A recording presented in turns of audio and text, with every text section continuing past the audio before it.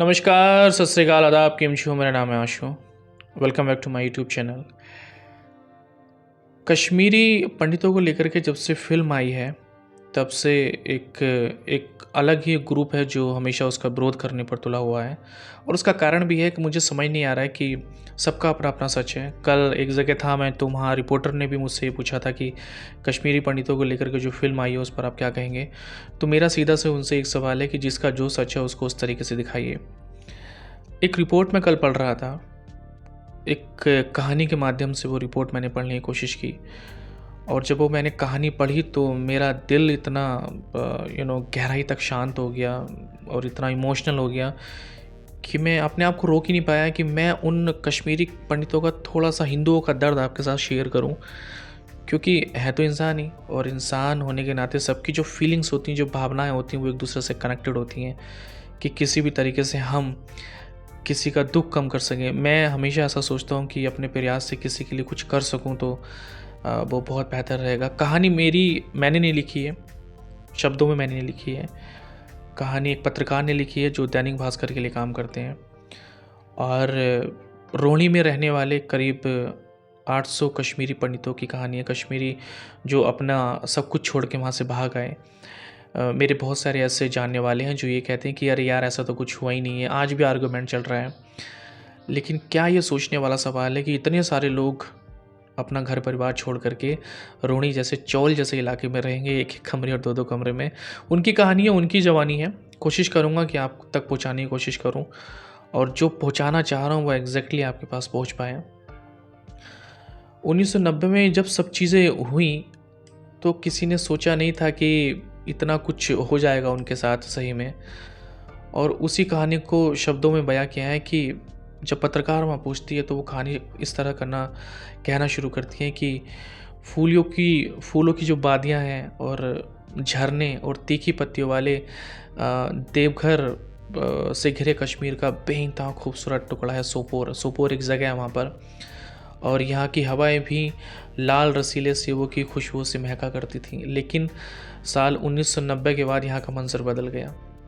मैं ये पढ़ के सुना रहा हूँ आपको, मेरी लिखी हुई नहीं है, और शायद मैं कैमरे के सामने नहीं देख पाऊँगा ज़्यादा टाइम। ये पढ़ने की कोशिश कर रहा हूँ मैं। बस खून की महक और अब जो दम घुटती हुई हवा रह गई है हमारे लिए दिल्ली में। हंसते खिलखिलाते घरों की जगह अब खंडर मिलेंगे आपको वहाँ। ये हिस्सा चेहरा, ये दहशत उस कैलेंडर का है जिसकी फड़फड़ाहट ने लाखों कश्मीरी हिंदुओं को अपना सब कुछ छोड़ने पर मजबूर कर दिया। हवेली नुमा घरों में रहते हुए कश्मीरी एक सूटकेस लेकर भागे और अब बित्ता भर कमरों में भेड़ बकरियों की तरह जी रहे हैं। 90 की 19 जनवरी को परिवार समेत घर से निकली शीतल कौल अपनी कहानी बता रही हैं, जो कि दिल्ली में रिफ्यूजी की तरह भी रहते हैं रोहिणी में। उनकी कहानी है कि पत्रकार ने उनसे पूछा कि क्या क्या आप अपने साथ लेकर के आई। शीतल कौल की जब कहानी मैंने सुनी तो मेरा दिल रो पड़ा। मैं अपने आप को इतना असहाय और मजबूर मैं कभी महसूस नहीं किया। उन्होंने कहा कि 90 की 19 जनवरी को परिवार समेत घर से निकली शीतल कौल ने बताया कि 2 मंजिला घर था उनका, ऊपर नीचे 6 कमरे थे। यहाँ जिस कमरे में रहते हैं उतना बड़ा तो उनका किचन था। गाय थी, बकरियाँ थीं, ज़मीनें, सब अखरोट के कई बागान, इतना कुछ था। लेकिन मस्जिदों से एक रात में आवाज़ आई कि हम सूटकेस में कपड़े ठूस ठूस कर रात में ही निकल गए और घर वो उन लोगों ने जला दिया। ऐसा कहते हुए शीतल जी की जो आवाज़ है वो थर थर आ जाती है और 32 साल से बंद आंसू तोड़कर वो ढुलकने लगते हैं आंखों से होते हुए। पूरी बातचीत के दौरान वो बार बार दुपट्टे से आंखें पोंछती और हाथों से वीडियो रोकने का इशारा करती। और शीतल उन कश्मीरी पंडितों में से एक है जो कश्मीर छोड़कर भागी और अब दिल्ली के रोहिणी के पास कस्बे नुमा गाँव मंगोलपुरा कला में रहती है। बेहद घनी आबादी के बीच दूसरी मंजिल पर इनका एक मकान है और यह कमरा शीतल और उनके परिवार का बेडरूम है। यही स्टडी है, यही डाइनिंग है, यही ड्राइंग रूम है। कमरे में जगह जगह लाल लाल पर्दे लगे हैं जो कपड़े, किताबों और फिर शायद गरीबों को ढांपने के लिए उन्हें लगा रखे होंगे। नीचे पतली सी चटाई पर चादर जितना पतला गद्दा है और इसी पर बच्चे पढ़ते हैं अब दिन रात। यही ज़िंदगी है उनकी। मस्जिदों से नफ़रत भरे नारे गूंजने लगे। ये शीतल कौल जी अपने मुंह से बता रही हैं पत्रकार को कि फिर वो बात सुनाई पड़ी जिसने उन्हें खौफ से भर दिया। हम कश्मीर को पाकिस्तान बनाएंगे, लेकिन हिंदू आदमियों के बगैर, हिंदू औरतों के संग। औरतों के साथ बलात्कार होने लगा। कई जान पहचान की लड़कियां वहाँ से गायब हो गई। उनके परिवार भी नहीं जानता कि उनके साथ क्या हुआ होगा। किसी किसी की लाश तो दरिया में फूल कर तैरती मिली, ऐसे जैसे चढ़ावे का तेल फूल कर तैरता है ऊपर। जब अपने ही घर में शिकारी घुस आते हैं ना, तो सड़कों पर भटकना ही ठीक है, और हमने भी वही किया। एक ट्रक भाड़े पर ली और 2-3 कश्मीरी पंडितों के परिवार उस रात घर से बाहर निकल आए। पहले जम्मू के शरणार्थी कैंपों में रुके और फिर वहाँ से अलग अलग बिखर गए। जब सपना देखती हूँ कश्मीर का ही देखती हूँ। घर छोड़ते वक्त क्या क्या साथ लिया। जब पत्रकार ने सवाल किया तो उनकी आवाज़ छूटती है कि क्या क्या उठाते हैं। सिर्फ 1-2 बर्तन उठाए, रज़ाई उठाई और फिर निकल पड़े। बाकी सब वहीं छूट गया। सब, घर, ज़मीन, गाय, बकरी, भैंस, जमा पूंजी धरी की धरी रह गई। याद करने में बहुत दिक्कत होती है। कश्मीर की उस हिंदू की भर्राई बातों के बीच में चुपचाप नीचे देख रही थी और सोच रही थी कि इनसे बात करते हुए मेरा सारा होमवर्क जो है वो बेकार हो गया, क्योंकि मैं घर से तैयारी करके आई थी कि मैं इनसे ये पूछूंगी, वो पूछूंगी, लेकिन पूछने की हिम्मत नहीं हुई। बहुत दुख भरी कहानी है। और अभी भी कुछ लोग हैं जो इस कहानी के वजूद को नकार रहे हैं। अभी भी कुछ लोग हैं ऐसे जो कह रहे हैं कि ये कहानी, अरे उन लोगों के से पूछो जा करके जिनके साथ ये हुआ है। कश्मीर से निकले तो हम बिखर गए थे। शीतल की आवाज़ से मैं लौटती हूँ। कोई यहाँ चला गया, कोई वहाँ चला गया, सब बिखर गए। हम लोग बिखर गए। अब कश्मीर से बस सपनों का ही नाता रहा है। जब सपना देखती हूँ तो कश्मीर का ही देखती हूँ। अपना घर, अपने लोग, वहाँ के दरिया, बाग बगान, ठंडी हवा। जब नींद खुलती है तो सीलन भरे कमरे से घर घर फ़ैन दिखता है। इसके अलावा दिल्ली में कुछ नहीं दिखता। थोड़ा ठहर कर मैं सोपोर की खासियत यानी सेब की बात पूछने लगी। शीतल कहती है कि जब कोई चीज़ ज़्यादा मिल जाती है ना, तो उसकी कदर नहीं होती। मेरे साथ भी यही हुआ। वहाँ हमारे पास सेब के कई बाग थे। मौसम में सेब गिराकर ख़राब होते तो कुछ बिकते, कुछ पड़े सड़े रहते। मुझे कोई मतलब नहीं था, खाती नहीं थी। मैं कश्मीर छूटा, अब दिल्ली में मैं सेब देखती हूँ बागानों की जगह ठेले पर, छोटे, सख्त और हरे पीले से, बेस्वाद लेकिन महंगे। अब भी खाने का दिल नहीं होता, लेकिन बिल्कुल दूसरी वजह से।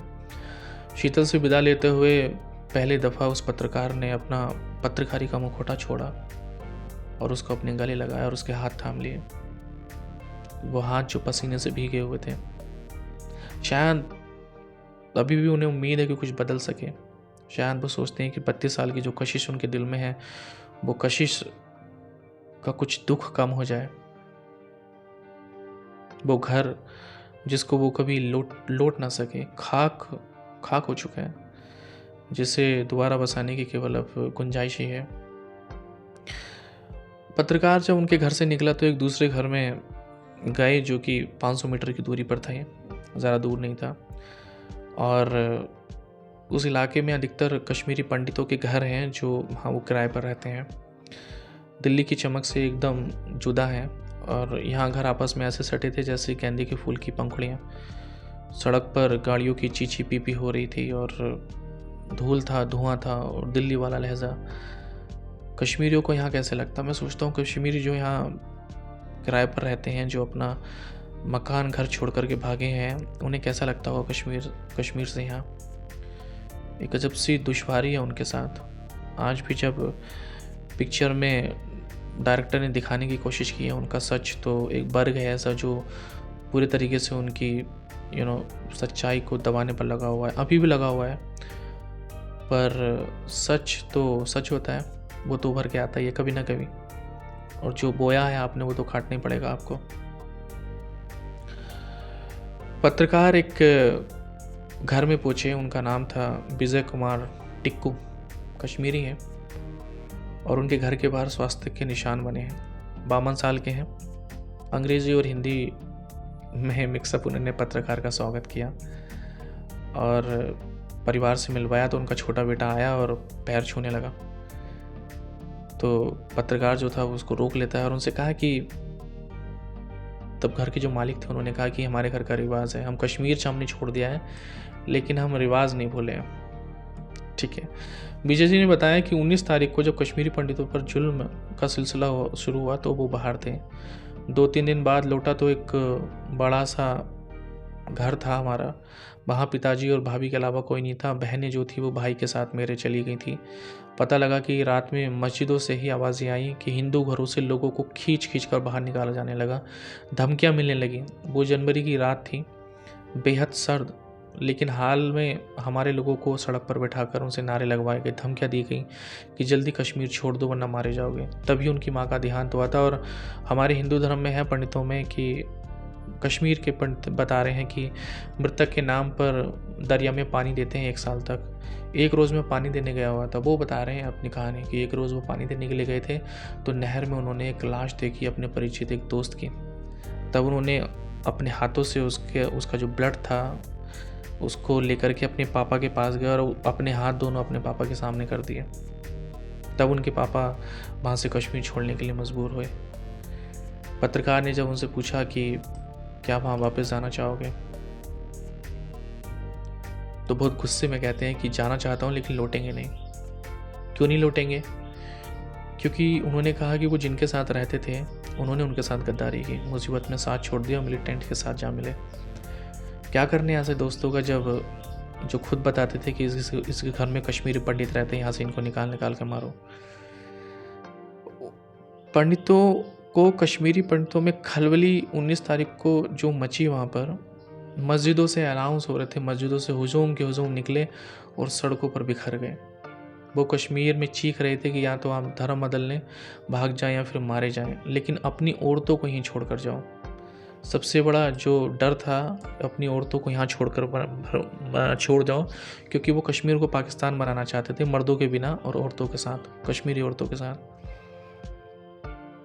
बहुत दर्द भरी कहानी है, मैं इसको पढ़ नहीं पा रहा हूँ ठीक तरीके से क्योंकि दर्द इतना है और उनके बारे में सोच रहा हूँ तो मैं अंदर तक कभी भी सिहर जाता हूँ, काँप जाता हूँ। लेकिन कहानी किस्से बहुत हैं और हर कोई अपने अपने तरीके से उसको कहने की कोशिश कर रहा है। ये कश्मीरी पंडितों का सच है, ये कश्मीरी लोगों का सच है। आपका सच जो भी, आप अपने सच को दिखाइए, कौन रोक रहा है आपको? किसी और का सच कुछ और हो सकता है, किसी और का सच कुछ और हो सकता है। कहानी अधूरी छोड़ रहा हूँ क्योंकि पढ़ने की हिम्मत नहीं है। किसी और पूरी कहानी में ज़रूर मिलूंगा। जय हिंद।